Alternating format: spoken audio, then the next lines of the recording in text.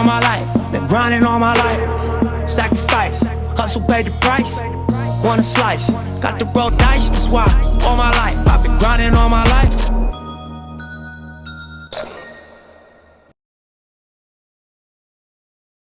What's up, everybody? Welcome back to another episode of Talking Ball with AE8. Today, I am with a special guest, debatably one of the best power hitters that Clark County and Highland High School has ever seen. This guy has absolutely raked at every level, hitting over 100 home runs across his high school and summer ball career in just 4 years. He's a perfect game All-American, a true competitor, and someone I'm proud to call one of my best friends. With offers from more than 6 Power 5 programs, his talent speaks for itself. Please, talk ball with the AE8 fans. Please welcome Zander Johnson.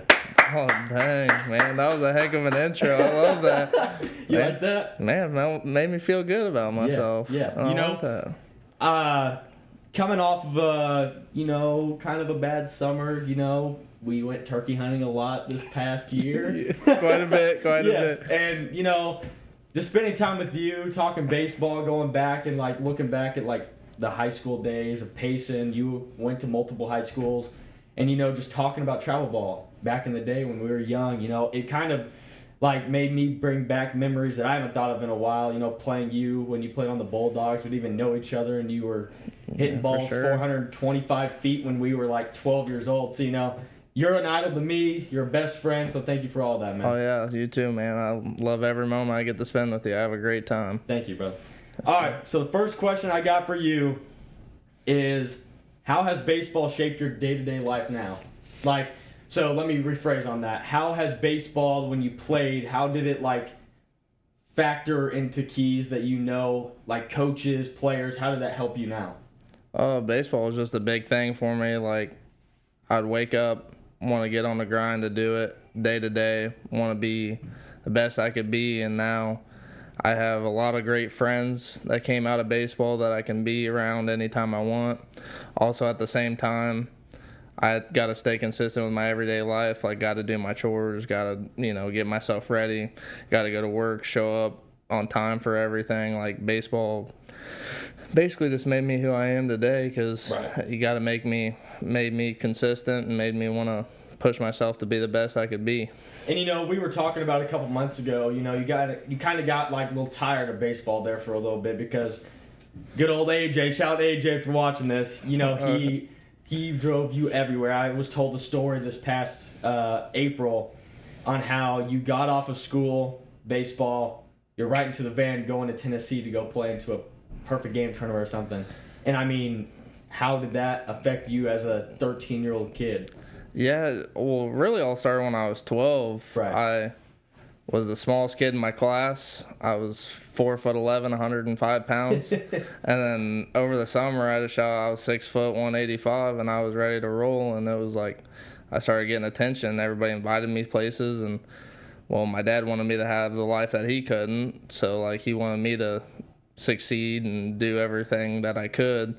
So it was hey, Friday, you don't have any plans, right? And I was like, no. And he's like, we're going to Atlanta, Georgia. We're playing in a perfect game national tournament. And I'm like, why? And he's like, you got to get out there somehow. And I'm like, oh my. See, I wish I had that. Coming from Payson, I know we both came from small schools, but yeah, for sure. It was a different experience because I didn't. It's kind of like you, but I started really late. I didn't start actually loving the game of baseball and becoming good until 8th grade, and it was hard at that point because you were a stud from 5th grade all the way up through senior year of high school. And for me, looking at you, playing you all the time back in the day, I'm like, man, what in the world is this kid on? I thought your dad was feeding you steroids or something. No, actually, yeah. If my dad's watching, shout out to you for this because this is actually a pretty intense story. But I was 11U baseball. I played for the River City Dirtbags. I was debatably the worst player you ever seen in your life. Debatably, yeah. Probably the worst. Batted 189, 1 home run, 8 RBIs for a whole year. Yeah. I get into the van in the last tournament. I'll never forget. It's Chatham, Illinois or something. Oh, Chatham, Illinois. Chatham Brave, shout out. He literally sits down. I sit down in the van, looks over at me and goes, "You're the worst player I've ever seen. You either got to get better or I'm done watching you." That's something AJ would say. And I was like, okay. So I got into the garage. We hung up this net from the ceiling, and he goes, "You want to be good, or you just want to suck your whole life?" And I was like, "Man, I want to be good." So we sat in that garage every single night. As soon as I got out of school, he got off work. We sat in that garage until night. And some nights I'd stay out there, and I was getting to the point where I was going through 2 or 3 pair of batting gloves a week, and I had blisters all over my hand. I was bleeding. So I had to take a little break, but thanks to the Mudcats, really, honestly. Oh, Chad, my goodness. Shout out Charlie Cole. Yeah, man. Charlie Cole, he's the one that basically put me on this path to be successful because he took a chance on me when nobody else would. Yeah. I mean, basically, the bottom line is if you have someone take a chance on you, you can hit big. Exactly. You know, for sure. And that's how my college experience has been going, sure. too. And, shout out AJ again. We're going to continue to talk about your dad a lot through this podcast. But, AJ to me is like another dad figure. And, going into Hannibal, came off a historic run at Payson. AJ looked at me and he said, "You still suck." I said, "All right, that's fair." But, sure. he would sit there on the bucket, be chewing, watching the game, the game changer.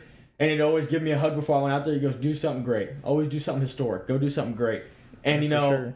That's why I love your family, dude. Like, you guys met me one year. Not even a full season. Yeah. 1 year. And I still talk to him every day. I talk to him on Snap. We have a streak. He sends me weird little selfies of himself. He actually was here a couple of weeks ago when I had Dewar in.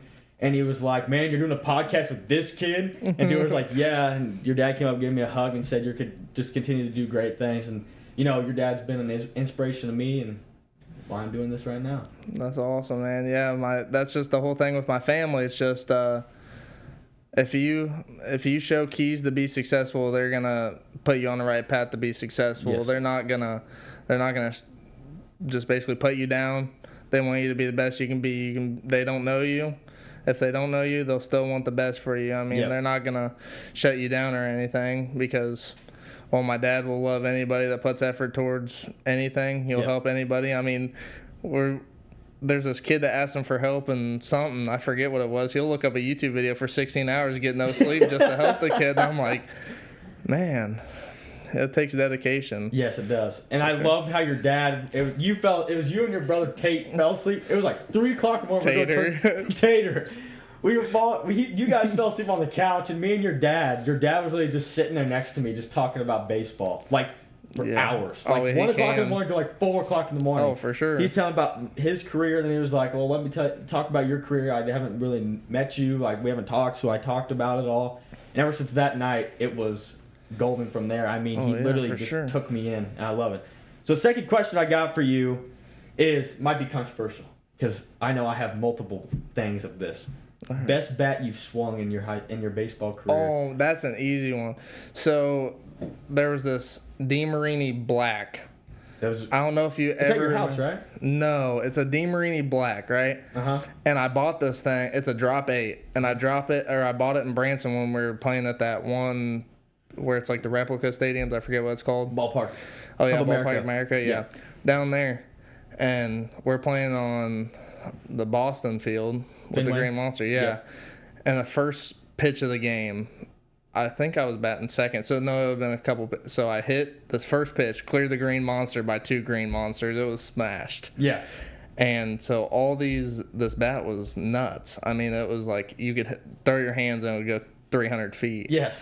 And so Ryan Waterman actually bought it from me. It was cracked all the way down the side for like $350, and their team hit 24 home runs with it with a seamed bat. Is that the Bulldogs? Yeah. Oh yeah. 12U. Yeah. That CF, or it was like the CF8 Black or something. Yep. That's the best bat I've ever swung. But like BB Core, I definitely gotta go with the Combat. Oh God. Yeah, the OG really? Combat, 2016 blue Combat. The red or the white and blue one? Yes. Yeah, I know what you're talking about. The OG Combat, that's the best drop 3. But other than that, like, what's your opinion? What's your favorite? So when I was a kid, I would have. Oh my goodness. I'm gonna go with everyone's pick. I gotta go CF Zen. Like you can't. Like the green one? Oh yeah. You can't. Yeah, the green one's you can't go wrong with that. Or I'll go Big Barrel Combat White and Blue 2017 version. Yeah, exactly. Those are the best bats ever made. And then I have to go high school wise, actually college wise now, I still use the bat I've used, the blue one-piece goods I always use. Oh, what? I've been raking all fall with that bat, and I don't know what it is. That bat just never loses pop. I don't think it's going to pass regulations for college when they spin the barrel because I think it's way too hot. But, dude, it's nuts. Like, I think a couple days ago we were doing, like, little tee up, like, they had the little pocket radar behind the screen. I hit the ball at the tee. 97 mile an hour. I've never done that in my life, dude. That was pretty. I was pretty It's not like, too wow. sharp off the tee, for sure. All right, but that bat in general might just be one of the best bats I've ever swung in my life. Yeah, I've heard some good things about the goods. Like Brady Lowe used to swing the B-Low. goods. Yeah, shout out he used B-Low. to. Yeah, he used to swing that, and I'm Yes. like, I was never a goods fan because I'm always balanced guy. It's like, Yes. if I can get as fast as I can get my hands to it, That's why you like the voodoo, the pink one. Yeah, the then pink you gave me voodoo. one of your voodoos after you left. I exited the chat, Yes, you did. Yes, you did. but it's. I don't know. Yeah, that is a hard question because there's several good bats. There's so many bats out And there. I was just fortunate that, again, my dad out there, he would just, every time the bat bros would drop one, he'd just be like, oh, you got to order another bat now. I was like at the point where I had like 24 bats, Yeah. and I was like, man, I don't know, I can only swing one at once, you know? So let me ask you this: worst bat you've ever swung? Oh, that's easy, the Easton Torque. I bought Bone that. Saber hybrid. You think so? That thing could burn in a fire.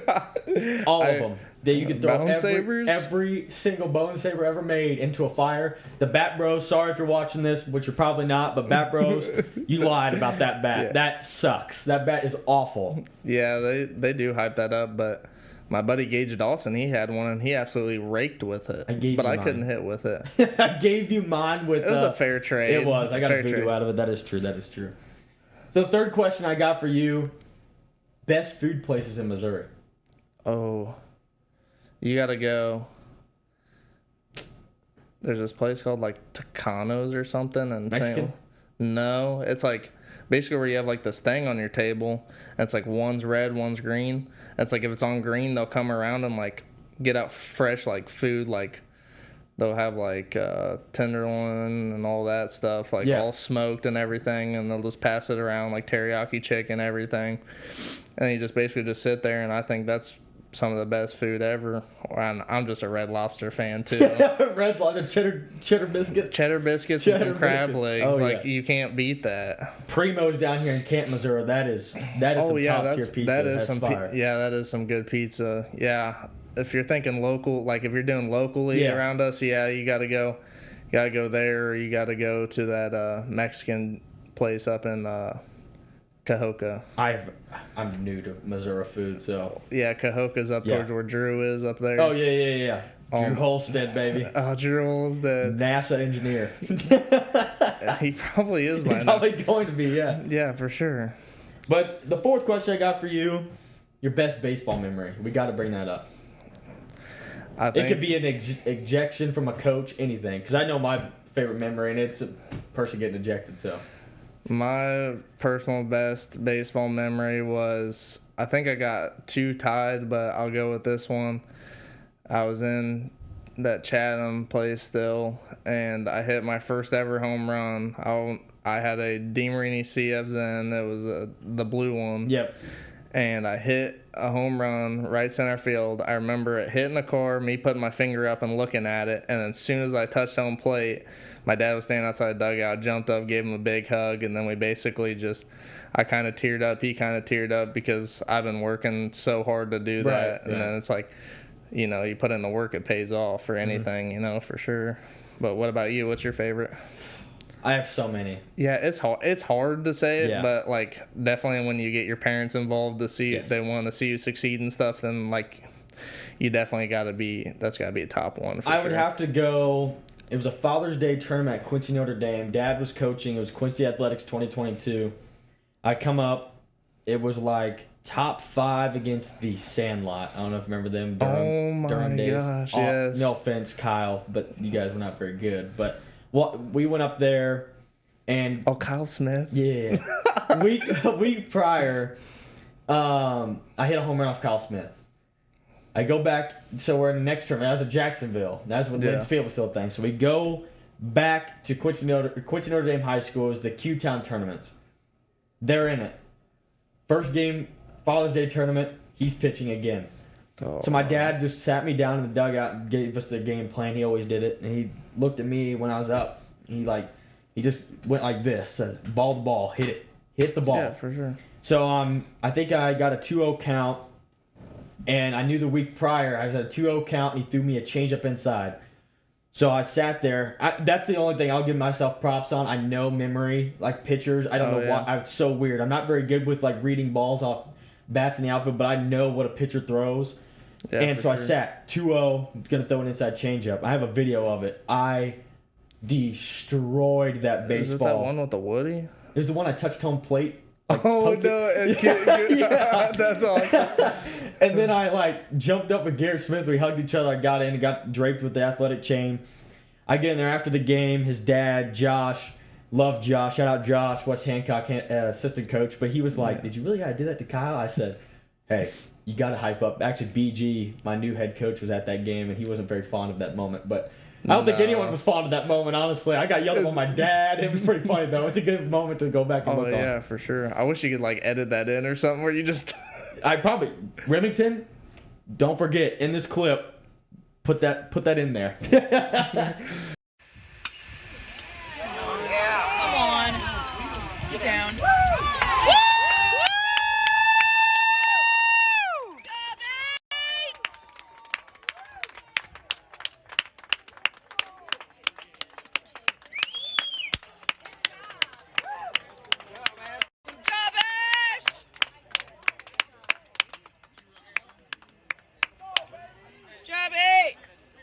So the fifth question I got for you is, we've been talking back and forth about me and you. I'm going to start this conversation off, and then I'll shoot it at you. Playing with you for that one season meant more to me than it ever has with any other teammate, because growing up I watched you. I would literally show up to the Durham games. It'd be like you and the Bulldogs with Aeneas Williams. Shout out Aeneas Williams. Going to be on the show soon. And then it was you, Aeneas, and... oh my goodness, I can't think of the other kid. Ken Wilson? Yep. And you guys were just studs. And I'd go there, you guys would go back to back to back. I'm like, what is this? What am I watching right now? These guys are not real. Yeah. But playing with you and Hannibal, because we always go back on it, it was like a brotherhood. We made a brotherhood in one season. And I'm forever grateful for that, because I have a lifetime best friend. It was 100%. A one summer thing. Yeah. How was it playing with me, Ash Nerd from Payson, Illinois? Well, it was awesome because basically when I pulled up into the dugout, I knew who you were, and I knew that you were a good athlete because I've seen numerous clips about you, because Waterman was scouting you hard, and I was like, all right. So I didn't know how you were going to be. I didn't know how serious you take it, because me personally, when I play baseball, I like to have fun first. Yes. And then seriousness, when you're taking BP and stuff, I like to have fun on the field. Always loud and everything, but you're loud on the field, you have a ton of energy, you're always pushing to get to the next bag, you're always, you never wasting a bat, you're always swinging. That's always, I like seeing those things. Plus, you're a great human off the field. You show up an hour and a half early to each thing just to get 4 hours, whatever. You still flame me to this day about that. Yeah, you show up early, but you dedicate yourself. Yes. That means you care about it, and that's awesome. If you care about your sport, you love what you do, and you just show your time and effort, that will... you're in college baseball now. It's proven, you show up, you're gonna be seen, but when I get to talk to you in the dugout and you like to joke around and have a good time, but you also tell me to take my head out of my, when I'm on the field, you know, you're like, yeah, you got to lock in, I like that. You're definitely a leader on the field for sure. You're more of a visual, verbal leader for sure. You don't just, everybody likes to play around you and get around with you. And I like that a lot. And also I can, call you anytime I need something, and you're the first one to answer, That's just how I like things to go, for sure. Well, thank you for saying that. Sir. Playing with you, it also has taught me a lot, because you do joke around a lot, in which I love. I have multiple...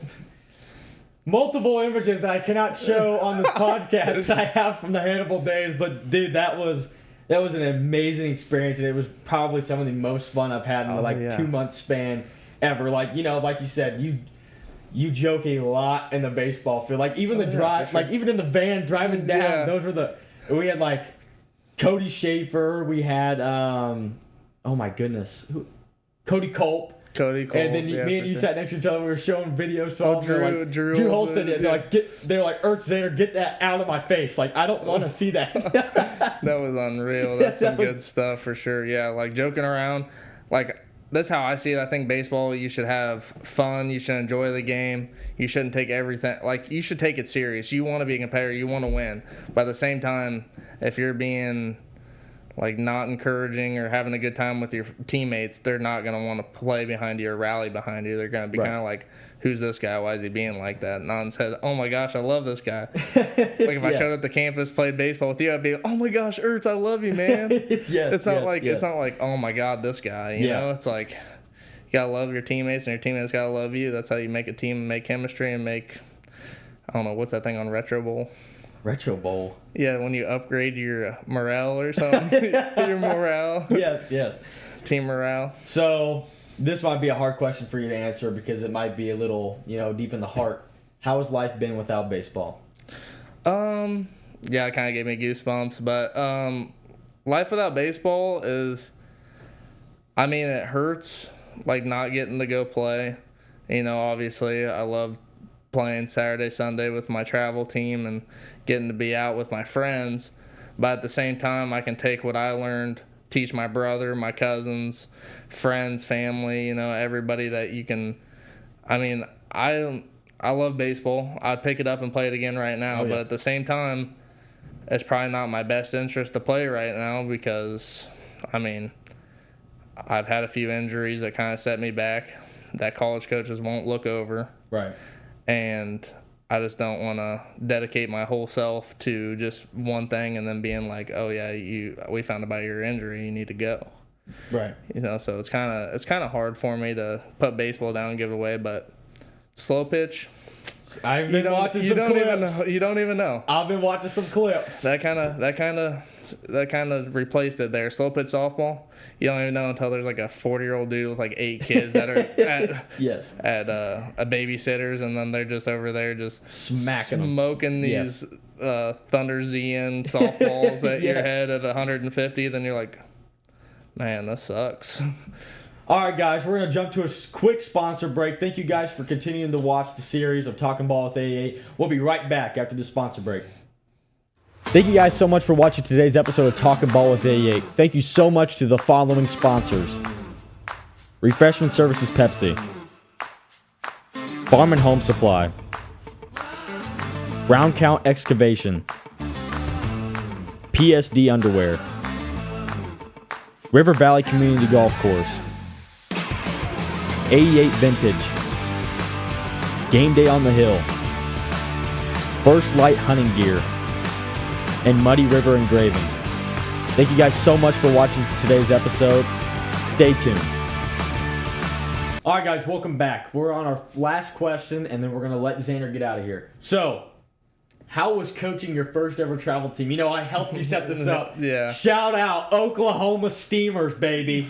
Man, was that fun setting up. I even had an opportunity to play for you as a coach. Yeah, It was fun, dude. I won't lie. It was so let me fill you guys in.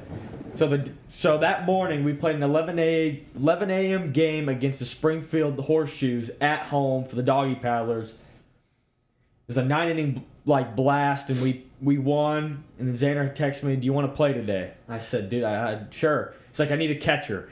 Have not caught since 8th grade. So I roll back in. I'm catching behind the plate. Go back in the dugout. I had 16 passed balls in one inning. I said, "Dude, get me on the bump." I go in there, throw fuzz, not really. Got hit off of 16-year-old kids. I was like, what in the world is happening? Got thrown out at second off a bad base running read. Got thrown out at second, played center field.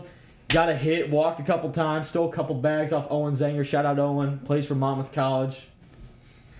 Yeah? Yeah. Well, you did play solid, but I mean, that whole coaching experience was kind of tough because try to get more games in, but the other Legion teams wouldn't play us because of insurance reasons. Right. But it was awesome.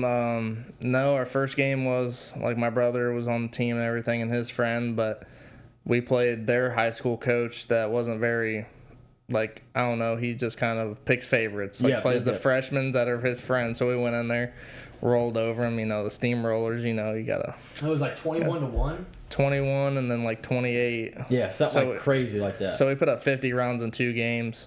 So we wanted to up it, and we were a 16, 17U team. We wanted to play the 19U Legion. Went into that game. Man, that was a dogfight. I mean, right off the first inning, shout out to Amos Phillips. Amos! Best player. On snap! Yeah, best player of all time. I will give Amos the triple crown anything ever. I love Amos Phillips to death. But, I mean, he got up there. Owen Zander was pitching. Yes. And he puts one over the shed in Palmyra. And I was thinking, man, this is going to be a good game. And then ever since, like, Zayden hit one on top of the fence. I mean, we were all going to town. And then, I mean, I forget who it was, but I did get in big trouble because there was some parents on our team that were consuming alcohol. And that kind of, I got fined from the field. Yeah. So kind of like our team budget kind of got split up, so it was hard to, put in another game. So we got some other games scheduled with the AAA. Went in there and we got smoked. Shout out to Ashton Ertz, 0-for-3 in a 16U baseball game. I hit the ball every single time with a wood bat. No, but that game was pretty fun. I mean, they had Joey. They had Joey. Yes, yeah. They had a few studs. Joey Logman's like John Wood, right? Yeah, he's a stud, man. He can play the game good. And then Owen Zander. Yeah, then there's Owen. There's a couple college kids on that team. Oh yeah, they were good for sure. I mean, that wasn't an easy competition, but it's also like we stuck with the same team they did, and they loaded up their team so they could beat us. Yes. But I mean, just throwing the team together and having basically just throw the team together and kind of roll with it. I feel like we did pretty good. Like Reed Salmons, stud athlete. Yes. Reed Salmons is good. Gabe Lyons, Zayden. I mean, who's that? Mason something from Quincy. Ramsey? No, he catches. He's the running back now at Quincy. Oh, Mason. Oh my goodness. I'm sorry, Mason, if you're watching this. I can't think of his last name. He hangs out with Simon Raby all the time. Yeah, for sure. Yeah. I can't think of his last name right now.